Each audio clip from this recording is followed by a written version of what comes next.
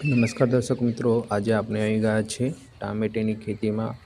જો કોઈ કોકડવાટ નથી, પાનની કુમાર જો, ટામેટાની ચમક જો, કેટલું જોરદાર રિઝલ્ટ છે. જો કેવી ચમક છે ટામેટાની, લૂમ ટામેટા બેઠેલા છે. જો તમારે પણ આવું રિઝલ્ટ જોઈતું હોય તો આ નંબર પર કોન્ટેક્ટ કરો.